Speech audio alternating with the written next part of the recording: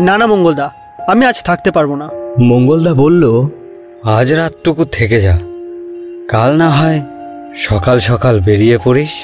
বৌদিও তাল মিলিয়ে বলল, থাকো না রুদ্রদা, এমনিতে তো দাদার বাড়ির কথা তোমার মনেই পড়ে না। যাও এসেছে বাড়ি যাওয়ার জন্য এত কিসের তারা? দুজনেরই এত জোর করায় অবশেষে থাকতেই হলো। আসলে আমি এসেছিলাম জেঠুর কাছে বাবার কিছু দরকারি কাগজপত্র নিয়ে। সেই কাজে এসেই আটকে পড়লাম। বিকেলটা ভালোভাবেই কাটল। মঙ্গলদা বাজারে যাওয়ার আগে বৌদিকে বলল, কি গো, আমি বাজারে গেলাম, তোমার কি কিছু লাগবে? আর হ্যাঁ রুদ্র, তোর জন্য রাতের খাবারটা বিরিয়ানি হলে চলবে তো? আমি বললাম, চলবে না, দৌড়বে। বৌদি একটু হেসে বলল, তোমার দাদাও জানে যে বিরিয়ানিটা তোমার খুব পছন্দ। আমি বললাম, সে তো জানবেই যে কবার এসেছি বিরিয়ানিটা আমার জন্য বাধা ধরা। আর হ্যাঁ মঙ্গলদা, ভেজ কিন্তু। মঙ্গলদা বলল, তাও জানি রে, আচ্ছা আমি চললাম। বলে মঙ্গলদা বেরিয়ে গেল। কিছুক্ষণ পর জেঠু বলে উঠল, বৌমা, সন্ধ্যের সিরিয়ালটা একটু ছাড়ো তো। আমি আর কি করি, সোজা সিঁড়ি বেয়ে ব্যালকনিতে উঠে গেলাম।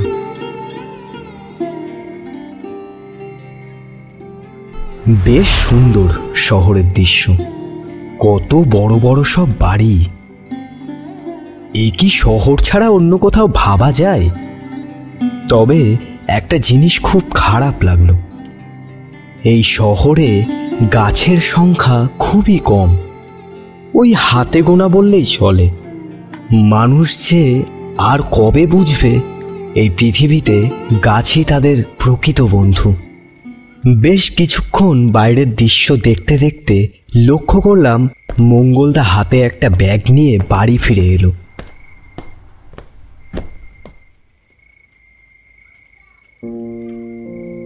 আমি আর দেরি না করে নিচের ঘরে নেমে এলাম।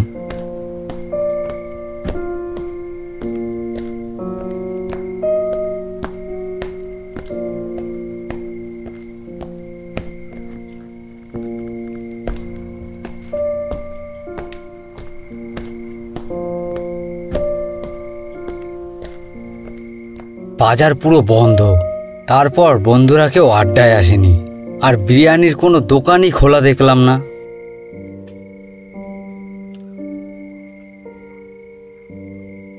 বৌদি বলল, এখনো তো তেমন রাত হয়নি, শ্যামলদার দোকানটা খোলা আছে নিশ্চয়ই। তুমি এক কাজ করো না, ময়দার মটরটা গিয়ে নিয়ে এসো। রুদ্রদা, লুচি আর ঘুগনি চলবে তো? আমি বললাম, হ্যাঁ করো, মন্দ নয়।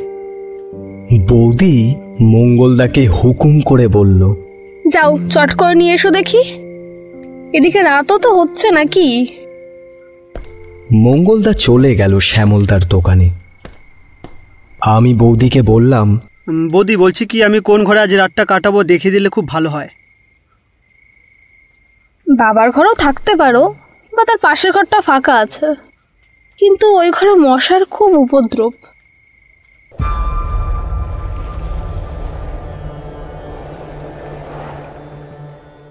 আমি একটা মশার কয়েল জ্বালিয়ে চৌকির পাশে রেখে চৌকিতে গা এলিয়ে দিলাম।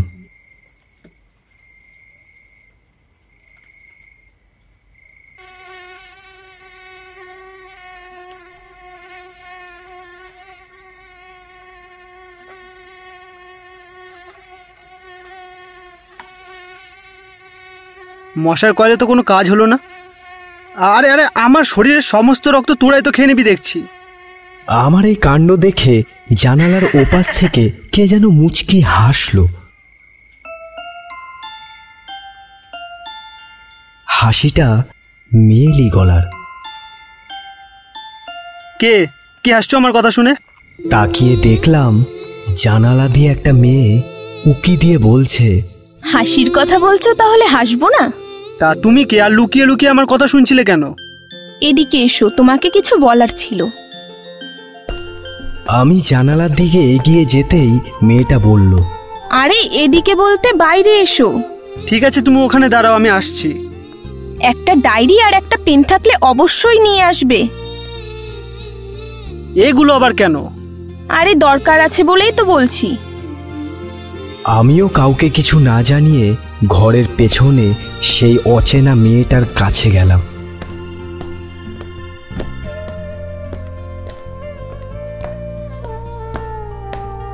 তার পরনে দুধে আলতা রঙের শাড়ি, ঘন কালো চুল, চোখ দুটো বেশ টানা টানা।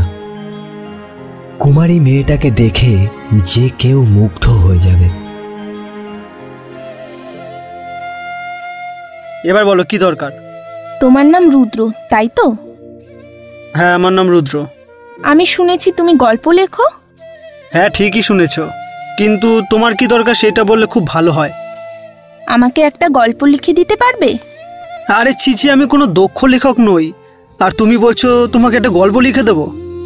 আমি যদি বলি তাহলে তুমি লিখতে পারবে তো? হ্যাঁ, তা পারি। ঠিক আছে, তুমি বলো, আমি লিখছি। এখানে নয়। তাহলে? আমাদের ওই পাশে একটা পুকুর আছে, ওইখানেই বসে গল্প প্রকাশ করি। ঠিক আছে, কিন্তু তাড়াতাড়ি ফিরতে হবে, নইলে মঙ্গলদা কিন্তু চিন্তা করবে। তার পেছন পেছন একটা সরু পথ ধরে পুকুরের পাড়ে গিয়ে দাঁড়ালাম।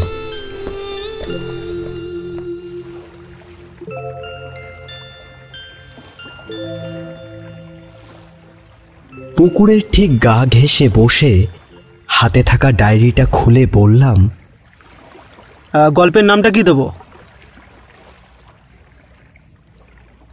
সে নয় তুমি শেষে দিয়ে দেবে, শুধু গল্পটা তুমি তোমার ডায়েরিতে আবদ্ধ করো। আচ্ছা আচ্ছা, তুমি বলো। 11ই জ্যৈষ্ঠ এক পূর্ণিমা তিথিতে আমার জন্ম। জন্মের সময় আমার বর্ণ গোলাপি ফর্সা হওয়ায় মা নাম রেখেছিলেন পদ্ম।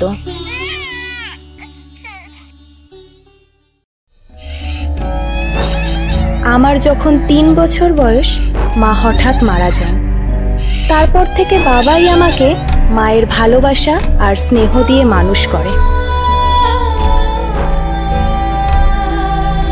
যখন আমি সবে যৌবনে পা রাখলাম, রবিন নামের এক বড়লোক বাবার একমাত্র ছেলের প্রিয় মানুষ হয়ে উঠলাম আমি তাকে সাফ বলে দিয়েছিলাম, দেখো তুমি আমাকে যতই জ্বালাতন করো, আমি বাবার কথার অমান্য করব না। তুমি যদি সত্যিই আমাকে ভালোবাসো তাহলে তুমি আমার বাবার সাথে কথা বলতে পারো। সে সত্যিই বাবার সাথে কথা বলল। বাবা আমাকে আড়ালে ডেকে বলল, আরে তোর কি ছেলেটাকে পছন্দ? তুমি যা বলবে তাই বাবা, তুমি আমার সব।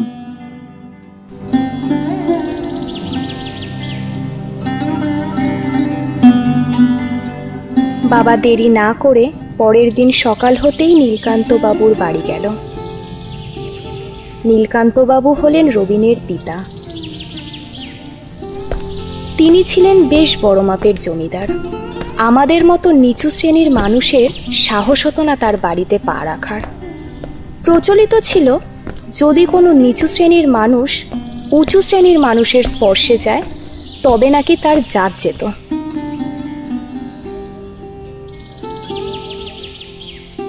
তাই বাবা ওই সিংহদুয়ারের বাইরে দাঁড়িয়ে দুয়ার রক্ষীকে অনুরোধ করল নীলকান্ত বাবুর সাথে দেখা করার জন্য। অনেক জোরাজুরি করার পর দ্বাররক্ষী রাজি হলো নীলকান্ত বাবুকে ডাকার জন্য।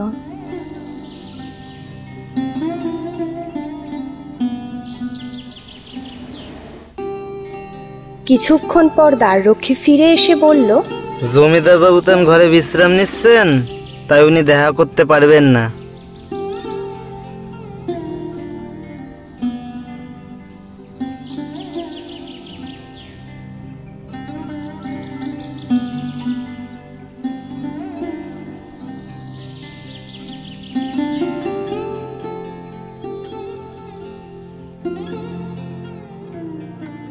বাবা নিরাশ হয়ে বাড়ি ফিরে এলো।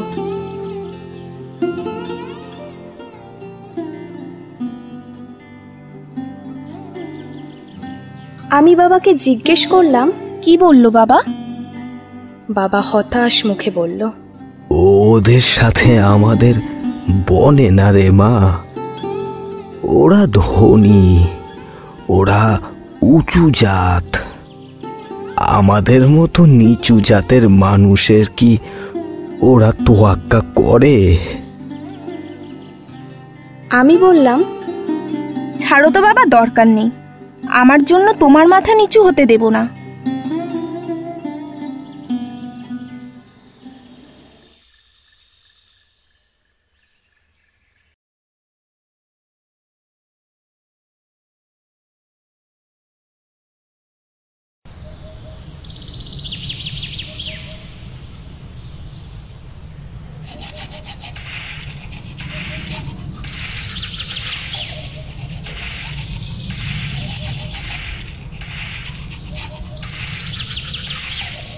পরের দিন জমিদার বাবুর দ্বাররক্ষী আমাদের কুটিরের সামনে এসে বলল, জমিদার বাবু আপনাদের দুজনরে ডেকে পাঠাইছেন, চলেন।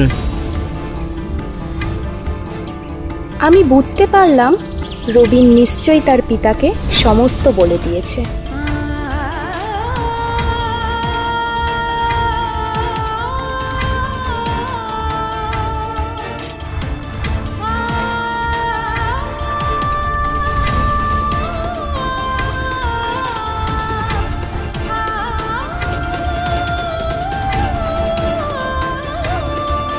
আমি আর বাবা দুজনেই জমিদার বাবুর সিংহদুয়ারের বাইরে গিয়ে দাঁড়িয়ে রইলাম। আমরা তো নিচু জাত, তাদের সীমানায় পা রাখলেই তাদের পাপ লাগবে।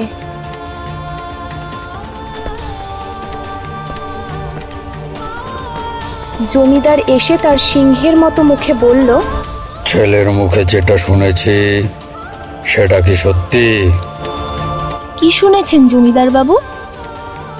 জমিদার রেগে উঠে বলল, তোমার মতো নিচু জাতের সাথে কথা বলার সময় আমার নেই। আমাদের মতো মানুষদের জাত ভেদাভেদ করবেন না। আমরা সবাই মানুষ, আমাদের সকল শরীরে এক বর্ণেই রক্ত বইছে। তুমি চুপ করো, তুমি কোনো কথা বলবে না। হ্যাঁ রক্ষী, এদের এক্ষুনি এখান থেকে ঘাড় ধাক্কা দিয়ে বার করে দাও। আর হ্যাঁ, কাল ভোর হওয়ার পূর্বে তোমাদের যেন এই গায়ে আর না দেখি। বাবু, বাবু, এই রকমটা করবেন না বাবু। এই গায়ের ভিটে বাড়ি ছাড়া আর কিছু নেই বাবু। বারবার করে অনুরোধ করতে লাগলো, কিন্তু জমিদার একবারও ঘুরে তাকালো না।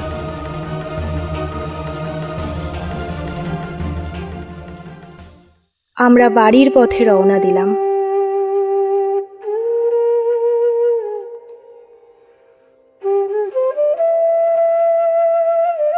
বাবার মুখে একরাশ চিন্তার ছায়া।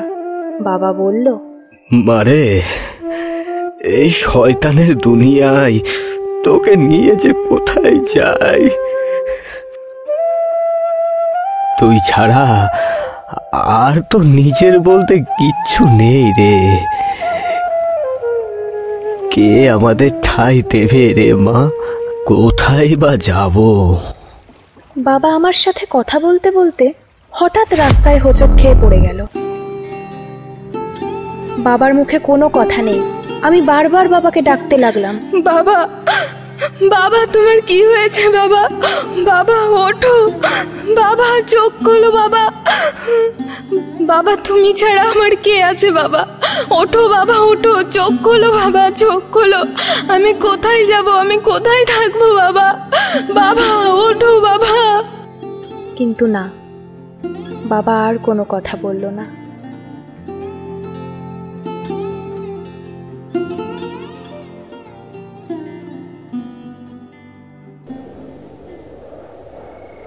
তারপর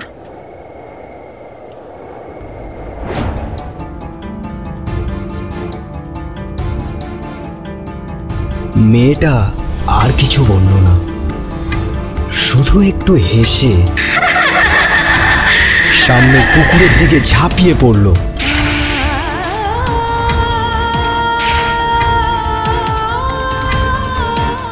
সত্যি তো, যেখানে সৃষ্টিকর্তা মানুষের মধ্যে কোনো প্রভেদ করেনি, সেখানে আজও কিছু মানুষ জাতের ভেদাভেদ করে চলেছে।